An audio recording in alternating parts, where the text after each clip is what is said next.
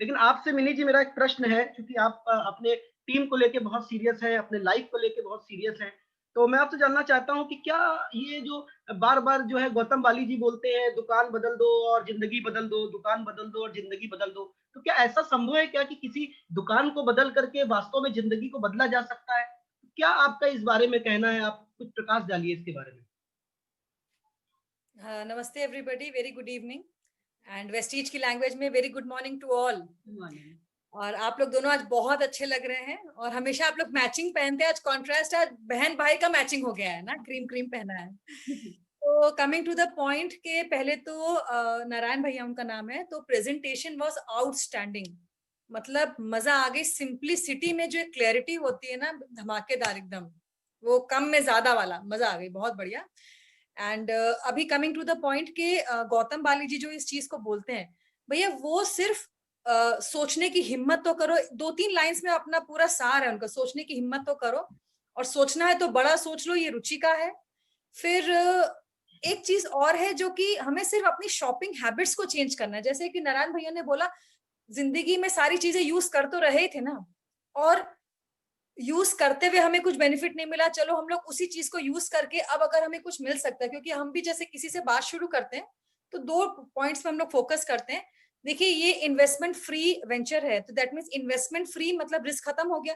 इस चीज को मैं 2 बार रिपीट जरूर करती हूँ कि देखिए, now coming to the point, आप जो भी कर रहे हो तो उसके साथ साथ अगर आप एक साइड में अगर कुछ इंटरेस्टेड हैं, क्योंकि मैंने पर्सनली क्यों शुरू किया था, बिकॉज मैं एक बहुत बड़ी ड्रीमर हूँ। मुझे जिंदगी में सब कुछ चाहिए, और फर्स्ट प्रायोरिटी है फॉरेन ट्रिप्स, जो एक समय थी, लेकिन फाइनेंशियल स्टेबिलिटी कई चीजें उसमें आ जाती हैं।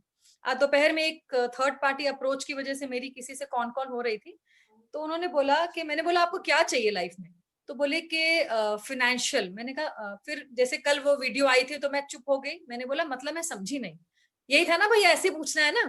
तो मैंने बोला मतलब, तो बोले कि नहीं मैं क्या बताऊं, तो मैंने बोला मतलब ऐसे। फिर मैंने 1-2 बार थोड़ा घुमा के पूछा, तो उन्होंने बोला कि ये भी करना है, वो भी करना, 4-5 चीजें सुना दी। मैंने कहा मतलब सब कुछ रिलेटेड पैसे से ही है ना, तो हेडिंग हमारी पैसा है। तो वो चाहे फर्स्ट सोर्स को स्ट्रॉन्ग करना है और चाहे सेकंड सोर्स को जनरेट करना है, और सामान तो ले ही रहना भैया कहीं ना कहीं से, तो क्यों ना एक। और फिर इसमें जो क्वालिटी ऑफ द प्रोडक्ट है, that is also good. Return money back हम लोग उस पर भी एम्फोसाइज करते हैं कि आप रिटर्न भी कर सकते हो। हालांकि कोई किया नहीं है ना, मैं खुद क्यों ना, मैंने कभी सुना है, किसी से कोई शिकायत नहीं आई है। और अभी जो नारायण भैया ने बोला कि कहीं ना कहीं ये भी तो बात बहुत बड़ी है कि हमें, मेरा जाना कुछ नहीं है, 3-4 हजार का सामान लिया, मेरे घर में आ गया, मैंने यूज कर लिया, जो हम हमेशा से बिग बाजार या कहीं भी डीएम स्टोर कहीं से भी ले आते हैं, लेकिन वहां से हमें कभी कुछ बेनिफिट्स मिले? अभी भी मैं बेटे को उंगली पकड़ के ले गई, वो लॉलीपॉप खाएगा, तो मैंने 100 रुपए का सामान लिया, उसने मुझे एक 5 रुपए की चॉकलेट भी थी, नहीं भाभी 100 रुपए हो गया, हाँ ठीक है चलो ओके। तो वो चीजें भी नहीं है, रिटर्न तो छोड़ दीजिए, और सामान तो भैया लेना ही है, उसमें कोई चॉइस नहीं है, तो क्यों ना यहाँ से लेके अपनी लाइफ को बेहतर बना सके, क्योंकि यहाँ जाना कुछ नहीं है, आना ही आना है, लेकिन with learning, strict learning. Thank you भैया। थोड़ा-सा मैं इसमें और आपसे इन शॉर्ट पूछना चाहूँगा। ऑलरेडी आपके हस्बैंड जो है मिस्टर अखिलेश गुप्ता जी, वो बहुत अच्छा उनका अपना खुद का व्यवसाय है रियल एस्टेट का, और जैसा कि मैंने सुन रखा है कि जो रियल एस्टेट का व्यवसाय है, उसमें अनलिमिटेड मनी है। आप जितना मेहनत करो उतना बड़ा पैसा बना लो।